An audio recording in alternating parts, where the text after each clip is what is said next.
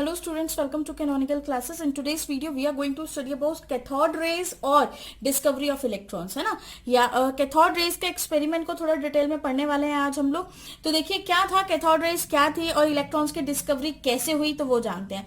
तो देखिए इन अगर हम बात करें अपने पुराने टाइम की बात करें, इन 1856 के टाइम पर एक साइंटिस्ट थे, name is Julius Plucker. Julius Plucker, ठीक है। ये साइंटिस्ट थे जिनका नाम क्या था, Julius Plucker.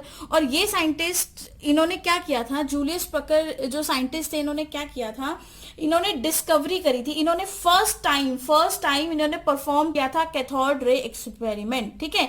Julius Plucker was the first scientist in 1856। Julius Plucker was the first scientist who performed cathode ray experiment, ठीक है।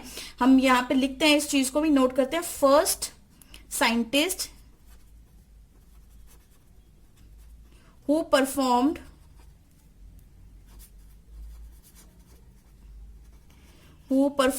cathode ray experiment, cathode ray experiment, okay. मतलब जूलियस प्लकर पहले साइंटिस्ट थे जिन्होंने कैथोड रे एक्सपेरिमेंट को क्या किया था, इंट्रोड्यूस करवाया था दुनिया में, वर्ल्ड में सबको बताया था कि कैथोड रे एक्सपेरिमेंट कोई चीज है, या पहली बार उन्होंने परफॉर्म किया था, ठीक है। तो देखिए इन्होंने क्या किया, इन्होंने एक इवैक्यूएटेड ट्यूब ली। This tube is known as evacuated tube. मैं लिख देती हूं यहाँ पे इवैक्यूएटेड ट्यूब है ये, ठीक है। और ये जो इवैक्यूएटेड ट्यूब है, इस इवैक्यूएटेड ट्यूब में क्या प्रेजेंट है, एयर प्रेजेंट है।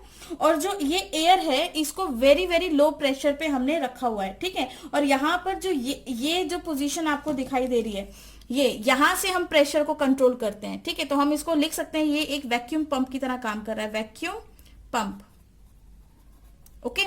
उसके बाद देखा जाए तो ये आपका कैथोड है, क्योंकि ये नेगेटिवली चार्ज है, तो ये कैथोड है और ये एनोड होगा। This is cathode and this is anode. ये वाली साइड एनोड है और ये वाली साइड कैथोड है।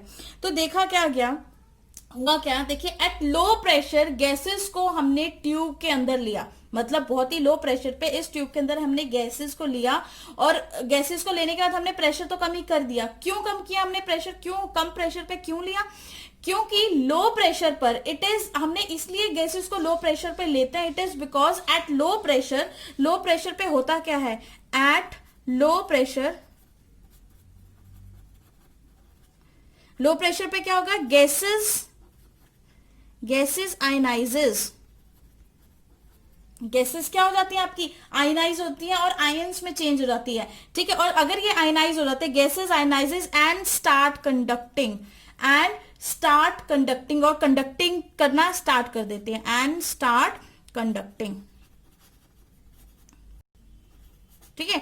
इलेक्ट्रिसिटी कंडक्ट करना स्टार्ट कर देंगी, क्योंकि हमें पता है लो प्रेशर पे ये इजीली आयनाइजेबल है। सो ये क्या बन जाती है, गुड कंडक्टर बन जाती है एट लो प्रेशर। मतलब हम ये लिख सकते हैं at low pressure gases are good conductors, है ना। इस चीज को भी लिख लेते हैं, at low pressure gases are good conductors, okay. Low pressure के ऊपर जो गैसेस हैं वो आपकी बहुत ही अच्छी कंडक्टर्स होते हैं। तो हमने प्रेशर कितना रिड्यूस किया, इस ट्यूब के अंदर हमने कितना प्रेशर रिड्यूस किया, जूलियस प्लकर ने हमने जो प्रेशर रिड्यूस किया, तो प्रेशर वाज अप टू कितना, रिड्यूस्ड अप टू 10 पे पावर -3 एटमॉस्फेयर, ठीक है। Pressure was reduced up to 10 पे पावर -3 एटमॉस्फेयर। इतना प्रेशर रिड्यूस किया गया, और मतलब ये बहुत ही ज्यादा कम प्रेशर होता है। तो Julius Plucker start conducting electricity through a gas in a discharge tube. उन्होंने क्या किया, डिस्चार्ज ट्यूब में इलेक्ट्रिसिटी कंडक्ट करना स्टार्ट किया with the help of gas, ठीक है। इस एक्सपेरिमेंट के दौरान उन्होंने एक और चीज ऑब्जर्व की कि जब हम जो पोटेंशियल है, वोल्ट है, जब हम उसको पोटेंशियल डिफरेंस अप्लाई करते हैं, high potential difference is applied, तो देखते हैं क्या होता है, when high potential difference is applied, when high potential difference is applied जब हाई पोटेंशियल डिफरेंस को अप्लाई किया गया अक्रॉस द इलेक्ट्रोड्स, तो क्या देखने को मिला? जैसे ही हाई पोटेंशियल डिफरेंस अप्लाई किया गया तो क्या देखने को मिला कि some sort of invisible rays move from cathode to anode, है ना? क्या देखने को मिला? क्या हमने लिखा है? When high potential difference is applied across the electrode some sort of कुछ इस some sort of invisible rays कुछ इनविजिबल रेज थी जो मूव हो रही थी, moved from cathode to anode. ठीक है, कुछ रेज थी जो आपकी मूव हो रही थी from cathode to anode, creating a green glow, very important, a green glow. ठीक है, तो देखिए अब डायग्राम से समझते हैं क्या है हमारे पास क्या था कि ये कैथोड था। ठीक है, सबसे पहले हमने क्या किया? प्रेशर बहुत कम किया, और कितना कम किया प्रेशर? 10⁻³ एटमॉस्फेयर। ठीक है, यहां पे लिख देते हैं प्रेशर रिड्यूस्ड टू, यहां पे लिख देते हैं प्रेशर रिड्यूस्ड अप टू, कितना प्रेशर रिड्यूस हुआ है? Pressure reduce up to 10⁻³ atmosphere, इतना प्रेशर आपका रिड्यूस हो चुका है। ठीक है, जब आपके पास इतना प्रेशर रिड्यूस हो चुका है उसके बाद आपने क्या किया? वोल्टेज बढ़ा दिया, और जैसे ही आपने वोल्टेज बढ़ाया तो आपको क्या देखने को मिल रहा है कि कुछ इनविजिबल रेज इस कैथोड से किसकी तरफ मूव कर रही थी? एनोड की तरफ मूव कर रही थी। ठीक है, तो वो इनविजिबल रेज को मैं ऐसे शो कर रही हूं, देखिए इस तरह की कुछ इनविजिबल रेज थी जो कैथोड से एनोड की तरफ मूव कर रही थी। कुछ इस तरह की रेस थी जो कैथोड से एनोड की तरफ मूव कर रही थी, और जैसे ही वो एनोड की तरफ पहुंच रही थी तो एनोड की बैक साइड पे हमें कुछ ग्रीन ग्लो दिखाई दिया, कुछ इस तरह का ग्रीन कलर का एक ग्लो दिखाई दिया, जिससे हमें ये पता लगा कि कुछ ना कुछ तो चीज है जो वहां पर मूव कर रही है एनोड की तरफ, है ना? पहले हमें नहीं पता था कि कुछ मूव कर रहा है, हमें कैसे पता लगा? कि जैसे ही एनोड की बैक साइड पे ग्रीन ग्लो दिखाई देना स्टार्ट हुआ तो यहाँ पे ये ऑब्जर्व किया गया कि कुछ ना कुछ तो ऐसी चीज है जो कैथोड से एनोड की तरफ मूव कर रही है। ठीक है, तो ग्रीन ग्लो से हमें पता लगा, ये तो ग्रीन ग्लो है। ठीक है, इससे क्या पता लगा? Something is there, something is there, वहां पे कुछ ना कुछ तो है जो मूव कर रहा है जिसकी वजह से वो ग्लो प्रोड्यूस हो रहा है। ओके, तो वो जो था वो क्या थी? आपकी इनविजिबल रेज थी। These were known as cathode rays, और उनको बोला गया cathode rays. These invisible rays were known as cathode rays, these invisible rays were known as, invisible rays को क्या बोला जाता है? These invisible rays were known as cathode rays, known as cathode rays. इन इनविजिबल रेज को हमने क्या बोल दिया? ये हमारी क्या है? कैथोड रेज है। It was considered cathode because they were coming from cathode. Why they were considered cathode? They are considered cathode because they are considered cathode because they were assumed, इनको assume किया गया कि वो वहां से, they were assumed to be originating from, to be originating, कहां से originate हो रही है? to be originating from cathode। Is that clear?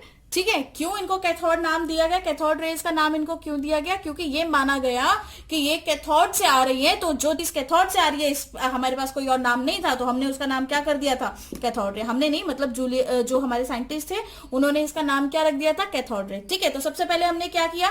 सबसे पहले हमने क्या पढ़ा कि जूलियस प्लकर जो फर्स्ट साइंटिस्ट है जिन्होंने कैथोड रे एक्सपेरिमेंट यूज किया था, जे थॉमसन नहीं थे। मैं फिर से बोल रही हूँ, जे थॉमसन नहीं थे। आप वहां पे बुक में देख के जे थॉमसन के पास मत चले जाना, सारा, ठीक है। तो हुआ क्या, इवैक्यूएटेड ट्यूब ली, यहाँ पे जो भी प्रेशर था उसको रिड्यूस किया गया थ्रू वैक्यूम पंप, अप्लाई करके गैसेस का प्रेशर कम किया गया, ठीक है। क्यों क्यों कम किया गया, क्योंकि गैसेस आयनाइज हो जाती है और कंडक्टिंग स्टार्ट कर देती है। तो at low pressure gases are good conductors of electricity बोल सकते हो या गुड कंडक्टर्स बोल सकते हो, ठीक है। तो इसके अंदर जो हमने प्रेशर रिड्यूस किया वो कितना किया, 10⁻³ एटमॉस्फेयर, और हमने क्या किया, प्रेशर को कम कर दिया, वोल्टेज को बढ़ा दिया। जैसे ही हमने वोल्टेज को बढ़ाया तो हमें क्या देखने को मिला कि यहाँ पे ग्रीन ग्लो आ गया। ग्रीन ग्लो क्यों आ गया यहाँ पर, इसका मतलब कुछ ना कुछ तो यहाँ पे चला है ना, कुछ ना कुछ तो मूवमेंट हुई जिसकी वजह से ग्रीन ग्लो आया। तो ये माना गया उस टाइम पर कि जो मूवमेंट हुई है वो कैथोड की साइड से हुई है, और उन रेज को, उन इनविजिबल रेज को नाम दे दिया गया क्या, कैथोड रेज। उन इनविजिबल रेज को नाम दे दिया गया कैथोड रेज, क्योंकि वो कहां से ओरिजिनेट हुई है, कैथोड से ओरिजिनेट हुई है। देखिए कैथोड रेज एक्चुअल में है क्या, कैथोड रेज सिंपली अगर हम कैथोड रेज को बोलें कि कैथोड रेज क्या होती हैं, तो कैथोड रेज जो है वो क्या होंगी, सिंपल आपका क्या डिफाइन करेंगे cathode rays. Cathode rays are the simply moving electrons, they are, मतलब यहां पे लिख देते हैं cathode rays are simply simply moving electrons. Cathode rays are simply moving electrons, ये सिंपल मूविंग इलेक्ट्रॉन्स है। और बाकी कुछ और प्रॉपर्टीज के बारे में भी अगर हम डिस्कस करें तो देखिए, जब हमने क्या किया, इसके बीच में अगर हम कोई भी सॉलिड ऑब्जेक्ट रखते हैं, ठीक है, कोई भी ऑब्जेक्ट हमने प्लेस किया तो उसकी हमें एक डार्क शेडो दिखाई दी, है ना, डार्क शेडो दिखाई दी। फॉर एग्जाम्पल जैसे कि ये पेन है, ठीक है, तो इस पेन के नीचे आप देखिए आपको इसकी डार्क शेडो दिखाई दे रही है। इसका मतलब जो मैं यहाँ पे लाइट यूज कर रही हूँ वो लाइट स्ट्रेट लाइन में आ रही है ना, स्ट्रेट लाइन में आ रही है। उसी तरह से जब हमने इसके सेंटर में कोई चीज को प्लेस किया तो हमें ये देखने को मिला कि वहां पे डार्क शेडो अपीयर हो रही है, डार्क शेडो बन रही है, ठीक है। तो इसका मतलब ये जो भी आपकी कैथोड रेज है वो ट्रेवल करती है स्ट्रेट लाइन में, ठीक है। तो इसको लिखते हैं when an object is placed, when an object is placed, जब हम किसी भी ऑब्जेक्ट को प्लेस करते हैं in their path, जब हम किसी भी ऑब्जेक्ट को उसके पाथ में प्लेस कर दिया जाता है, they cast a shadow, they cast अ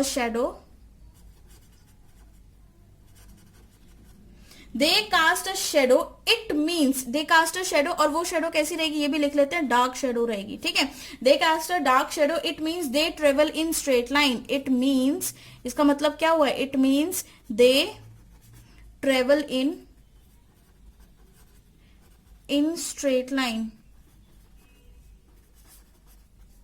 कैसे ट्रेवल कर रहे हैं, स्ट्रेट लाइन के अंदर ट्रेवल कर रहे हैं, दे ट्रेवल इन स्ट्रेट लाइन, ठीक है, बहुत इंपॉर्टेंट। सेकंड चीज देखें, सेकंड ऑब्जर्वेशन क्या हुई, सेकंड प्रॉपर्टी क्या निकल के आई, देखिए when they pass through a electric field, जब हमने इनको इलेक्ट्रिक फील्ड से पास किया, when they passed through a electric field, जब इनको हमने किसी इलेक्ट्रिक फील्ड से पास किया, दे डेविएट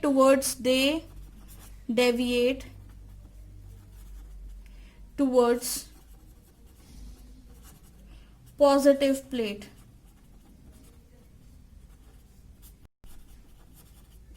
वो किस प्लेट की तरफ डेविएट हो गए, टूवर्ड्स अ पॉजिटिव प्लेट, या पॉजिटिव इलेक्ट्रोड बोल दो या पॉजिटिव प्लेट बोल दो, ठीक है, उस प्लेट की तरफ डेविएट हो गए। इसका मतलब क्या हुआ, इसका मतलब ये कि अगर हम इलेक्ट्रिक फील्ड प्रोवाइड कर रहे हैं तो जो हमारा करंट, जो हमारी कैथोड रेज से, उन्होंने अपना पाथ डेविएट कर लिया स्ट्रेट लाइन से, किसकी तरफ चलेगी, जहां पॉजिटिव चार्ज था उसकी तरफ चलेगी, है ना। तो इसको जरा यहाँ पर ऐसे समझते हैं, सपोज मेरे पास दो प्लेट्स हैं इस तरह से, चलो दो प्लेट्स की जगह हम पूरा डायग्राम ही ले लेते हैं। फॉर एग्जाम्पल हमारे पास ये डायग्राम है, ठीक है, ये रहा आपके पास डायग्राम। एक डायग्राम तो ये था जिसमें कैथोड रेज निकल रही थी, उसी को मैंने यहाँ पे लिया, उसी का सेकंड डायग्राम मैंने यहाँ पर ड्रॉ किया। यहाँ पर देखिए ये आपकी कैथोड है, ये कैथोड है, ये एनोड है, ठीक है, ये पॉजिटिव होगी, ये नेगेटिव होगी। ये एनोड है। जैसे ही हमने गन से इलेक्ट्रॉन्स को शूट करना स्टार्ट किया, वैसे हम गन से इलेक्ट्रॉन्स को नहीं शूट करते हैं, हम इलेक्ट्रॉन को शूट करने के लिए इंस्ट्रूमेंट यूज करते हैं जिसको बोला जाता है साइक्लोट्रॉन। क्या बोला जाता है? साइक्लोट्रॉन। ठीक है, तो अब ये भी क्वेश्चन बनता है नीट और जेईई के अंदर, बहुत इंपॉर्टेंट क्वेश्चन बनता है कि कैथोड रेज किससे शूट की जाती है? Cathode rays are shooted by cyclotron. किससे शूट की जाती है? साइक्लोट्रॉन से। तो साइक्लोट्रॉन से जब हमने कैथोड रेज को शूट करना स्टार्ट किया तो ये रेज यहां से मूव करना स्टार्ट हुई। जैसे ये रेज यहां से मूव करना स्टार्ट हुई, जब तक इलेक्ट्रिक फील्ड नहीं थी तब तक तो वो जा रही थी स्ट्रेट में। जैसे ही इलेक्ट्रिक फील्ड की डायरेक्शन उन्हें मिल गई, वो किसकी तरफ डेविएट हो गई? पॉजिटिव की तरफ डेविएट हो गई कि नहीं? ठीक है, सपोज करिए कि वो पॉजिटिव की तरफ डेविएट हो गई, ऐसे डेविएट होगी, मतलब इसने कौन सा पाथ फॉलो किया? पैराबोला। पैराबोला पाथ फॉलो किया ना, एकदम पैराबोला जैसा ग्राफ बन रहा है यहाँ पे, तो कौन सा पाथ इसने फॉलो किया? पैराबोला पाथ फॉलो किया। तो इसको और अच्छे से समझते हैं। देखिए यहाँ पे सपोज करिए ये है मेरी इलेक्ट्रिक फील्ड, ये मैंने इलेक्ट्रिक फील्ड ड्रॉ करी है, ये पॉजिटिव प्लेट है, ये नेगेटिव प्लेट है यहाँ पर। ठीक है, अब यहां पर हम क्या कर रहे हैं? यहां पर हम फ्लो कर रहा है, हमने यहां पर फ्लो किया क्या? यहां से आ रहा है इलेक्ट्रॉन। दिस इज, सपोज करें दिस इज योर साइक्लोट्रॉन। ठीक है, अभी अज्यूम करके चलो ये आपका साइक्लोट्रॉन है। ये साइक्लोट्रॉन क्या कर रहा है? इलेक्ट्रिक फील्ड प्रोड्यूस कर रहा है। जैसे ये इलेक्ट्रिक फील्ड प्रोड्यूस करेगा, ये क्या करेगी? स्ट्रेट लाइन में जाते जाते उसकी तरफ मूव करेगी, चली गई उसकी तरफ। ठीक है, जैसे ही ये इसकी तरफ मूव करेगी, मान लीजिए कि ये मेरी एक्स एक्सिस है, इसको मैं एक्स एक्सिस मान लेती हूँ। ये वाली जो मेरी एक्सिस है, दिस इज एक्स एक्सिस, मैं इसको एक्स ले लेती हूँ। ठीक है, ये जो ऊपर से लेकर जो नीचे तक का जो डिस्टेंस है, इसको मैं वाई मान लेती हूँ। ओके, ठीक है, ये एक्स एक्सिस है और ये वाई एक्सिस है। ठीक है, अब क्या है हमारे पास? और एक और चीज हम यहाँ पे नोट करते हैं कि ये जो ग्राफ, ये जो फॉलो किया गया है, ये कौन सा पाथ फॉलो कर रहा है? पैराबोला। पैराबोला, क्या बोला? पैराबोला, है ना? पैराबोला फॉलो कर रहा है। अब यहाँ पे एक तो फोर्स लग रही है जिसकी वजह से वो ऊपर गया, दूसरा इस पे ग्रेविटेशनल फोर्स लग रही है। ठीक है, तो यहाँ पर इलेक्ट्रॉन की कौन सी मोशन है? यहाँ पर इलेक्ट्रॉन की 2D मोशन हो जाती है। ठीक है, इलेक्ट्रॉन की यहाँ पे कौन सी मोशन है? 2D motion. 2D मोशन, ये भी आप बहुत इंपॉर्टेंट याद रखेंगे, दो फोर्स एक्ट कर रही हैं यहाँ पर। ठीक है, तो 2D मोशन हो जाएगी। तो जब ऐसी कंडीशन होगी, जब मुझे इसके लिए फाइंड आउट करना पड़ेगा, तो मैं क्या फाइंड आउट करूंगी यहाँ से कि जो मेरा वाई है, जो मेरा ये डिस्टेंस होगा, ये किसके इक्वल होगा? y इज इक्वल टू जो भी मैग्नीट्यूड होगा आपकी इलेक्ट्रिक फील्ड का, ठीक है, इंटू ई, जो भी चार्ज होगा, डिवाइडेड बाय 4ke। के is your potential energy into x का स्क्वायर। इसका जो है वो स्क्वायर हो जाएगा। ठीक है, तो ये चीज आपने फाइंड आउट करी कि y is equal to E into मतलब magnitude of E electric field into charge divided by 4ke into x square. ठीक है, तो यहां से क्या देखने को मिला कि जो y है वो इनवर्सली प्रोपोर्शनल आ रहा है किसके? काइनेटिक एनर्जी के। मतलब y is inversely proportional to kinetic energy. अगर आपका y काइनेटिक एनर्जी के इनवर्सली प्रोपोर्शनल है, तो मतलब जितनी स्पीड से, जितनी काइनेटिक एनर्जी ज्यादा होगी आपके इस कैथोड रे की, उतना ही डिस्टेंस कम होगा। मतलब उतना ही जो है आपका y जो है उतना ही क्या हो जाएगा? कम हो जाएगा। ठीक है, तो ये बहुत इंपॉर्टेंट बात है।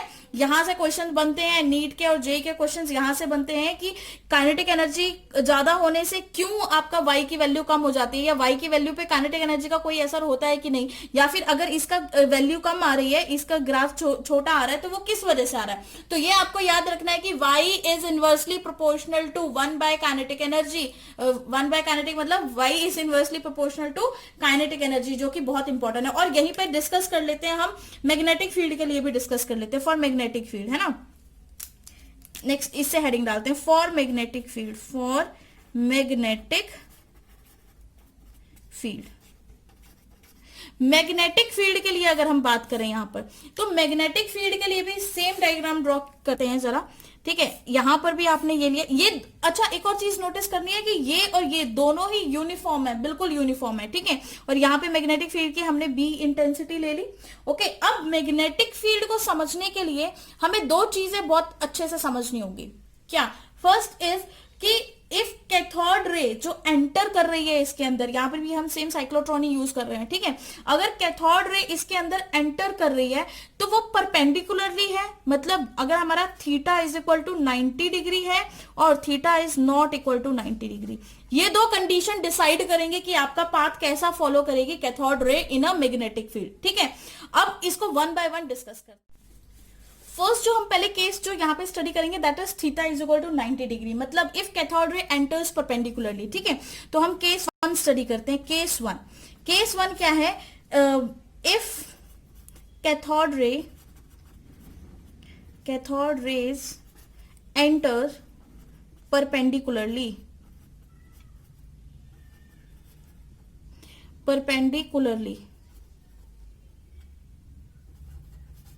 ठीक है।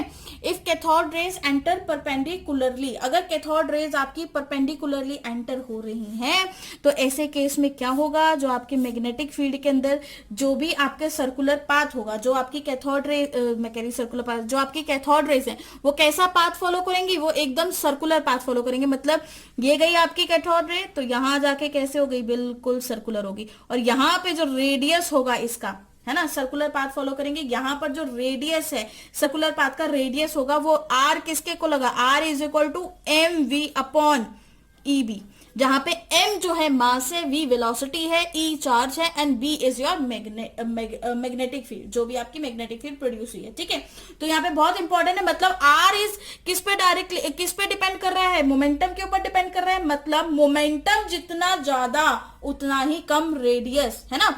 तो हम ये कह सकते हैं r is inversely proportional to momentum. हम यहाँ पे लिख सकते हैं r is inversely proportional to momentum, momentum के इनवर्सली प्रोपोर्शनल है, या फिर r is inversely proportional to mv, एक ही बात है ना। p लिखो चाहे mv लिखो।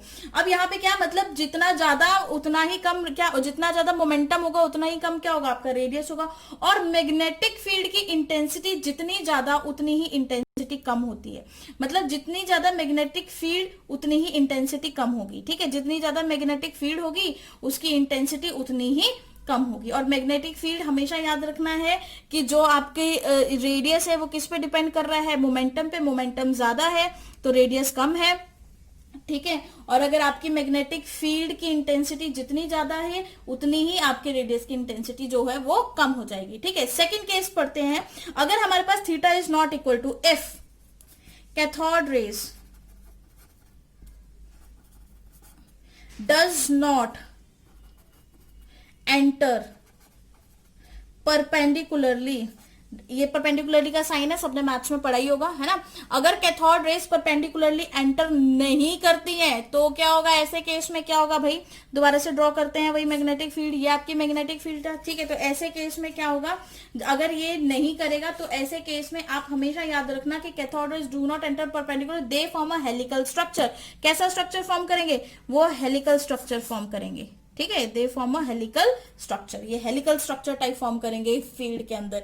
तो ये बहुत इंपॉर्टेंट है। कैथोड रे अगर परपेंडिकुलरली मैग्नेटिक फील्ड में एंटर कर रही है तो वो सर्कल बना लेगी, लेकिन अगर परपेंडिकुलरली नहीं कर रही है तो सर्कल नहीं बनाएगी। मतलब यहाँ पे theta is equal to 90 degree है और यहाँ पे theta is not equal to 90 degree है। हमेशा याद रखना है, theta is not equal to 90 degree. वहां पे थीटा 90 है और यहाँ पे थीटा 90 नहीं है। ठीक है, तो ये तो कुछ थी बातें जो आपकी मैग्नेटिक फील्ड और इलेक्ट्रिक फील्ड से रिलेटेड थी। अब आगे नेक्स्ट प्रॉपर्टी की तरफ आते हैं कि क्या है नेक्स्ट प्रॉपर्टी, क्या होगी इसकी। कि नेक्स्ट प्रॉपर्टी ये है कि जिस भी गैसेस के अंदर कैथोड रे एंटर करती हैं दे क्रिएट आयनाइजेशन। ठीक है, they create ionization of gases through which they pass. तो बहुत इंपॉर्टेंट प्रॉपर्टी है। नेक्स्ट प्रॉपर्टी लिखते हैं, यहीं पे डिस्कस कर लेते हैं। ठीक है, they create ionization of gases through which they pass. ये क्या क्रिएट करते हैं? आयनाइजेशन क्रिएट कर देती हैं। ठीक है, they create ionization, they create ionization of gases through which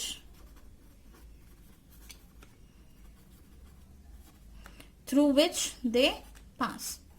जिस गैस से वो पास करेंगी वो गैस क्या हो जाएगी? आयनाइज हो जाएगी। It means they make gases conductor, है ना। वो गैसेस को क्या बना देते हैं? कंडक्टर बना देते हैं।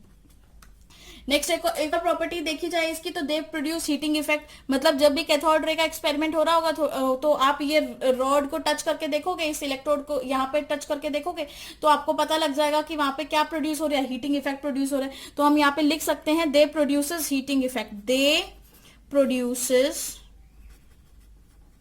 Heating effect. हीटिंग इफेक्ट कैसा इफेक्ट प्रोड्यूस कर रहे हैं? हीटिंग इफेक्ट प्रोड्यूस कर रहे हैं, बहुत इंपॉर्टेंट। ठीक है, नेक्स्ट एक और इसकी जो हम इसके एक और प्रॉपर्टी के बारे में बात कर रहे हैं that is mechanical. They produces mechanical effect. जो आपकी कैथोड रेज होती हैं या क्या प्रोड्यूस करती हैं, दे produces mechanical effect,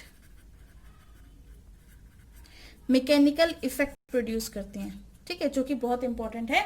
mechanical effect produce करते हैं। हमें कैसे पता लगा कि ये मैकेनिकल इफेक्ट प्रोड्यूस करे, जब हमने एक पिन व्हील को प्लेस किया इसके सेंटर में। पिन व्हील क्या होता है, एक पिन लगा होता है और उस पे आप व्हील लगा देते हो, ठीक है, इस तरह से जैसे हम फैन बनाते थे बचपन में, खेलते थे ना, मेले वेले में जाओ तो वो फैन कलरफुल से मिलते होते हैं, जब भागते जाते हैं तो वो घूमते जाते हैं, ठीक है, तो वही उस टाइप का पिन व्हील, वो आपने जब इसके सेंटर में लगाया, इट स्टार्ट रोटेटिंग, ठीक है। तो हम इसको लिखते हैं when we place pin wheel, जब हम पिन व्हील को प्लेस करते हैं in the centre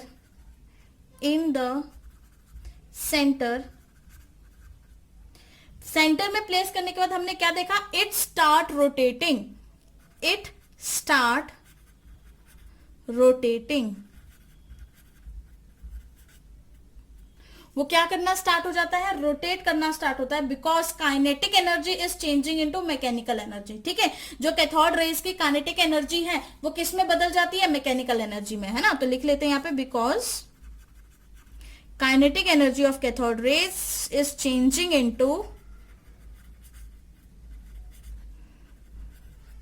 into mechanical energy,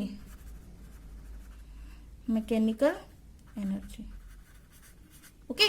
kinetic energy किस में चेंज हो गया, मैकेनिकल एनर्जी में चेंज हो गया। तो बहुत इंपॉर्टेंट है कि क्या देखा गया कि मतलब कैथोड रेज का मैकेनिकल इफेक्ट भी है, ठीक है। और इससे एक और चीज पता लगी कि उनका पार्टिकल नेचर भी है, क्योंकि जब कोई पार्टिकल किसी पे स्ट्राइक करेगा तभी कोई चीज मूव करती है ना, वरना तो वेव्स होंगी तो वो तो उसके अंदर से पेनिट्रेट कर जाएंगी, ठीक है। तो क्या होता है कि इसका मतलब इलेक्ट्रॉन्स का पार्टिकल नेचर भी है। इससे हमें ये भी पता लगा कि it has a particle nature. हम यहाँ पे लिखते हैं they have a particle nature, they have a particle nature।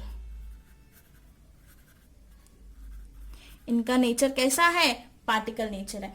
Next most important thing एक और चीज है कि जब भी कैथोड रे को स्ट्राइक किया गया हार्ड मेटालिक सरफेस पे, नेक्स्ट पॉइंट अगर हम देखें कि सपोज करिए ये मेरी हार्ड मेटालिक सरफेस है, this is hard metallic surface,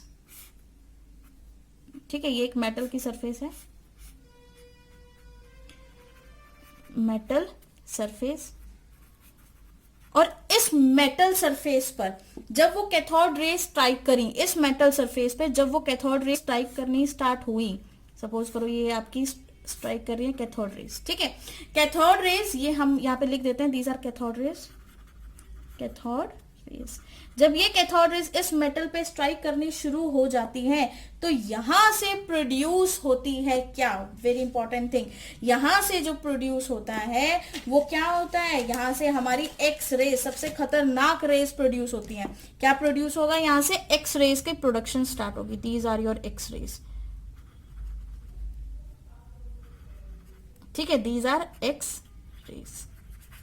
इसीलिए तो हीटिंग इफेक्ट प्रोड्यूस कर रही है कि जैसे ही कैथोड रे इस पे स्ट्राइक करा, यहां से कौन सी रेस प्रोड्यूस होना स्टार्ट हो गई, एक्स रेस प्रोड्यूस होना स्टार्ट हो गई, ठीक है। तो इसका मतलब जब भी कैथोड रे किसी भी हार्ड मेटालिक सरफेस को, हम यहाँ पे लिखते हैं मेटल सरफेस है, हार्ड मेटल सरफेस है, हार्ड मेटल सरफेस, जब भी किसी हार्ड मेटल सरफेस को स्ट्राइक करेंगे तो वहां से क्या प्रोड्यूस होगी, मेटालिक रेज प्रोड्यूस होगी, ठीक है। तो लिख लेते हैं when cathode strike hard metal surface, when cathode strike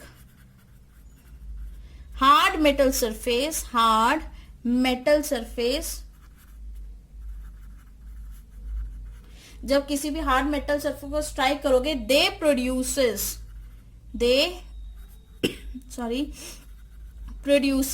x rays, they produces what, they produces X rays, जो कि हमने इस डायग्राम में देख लिया, ठीक है।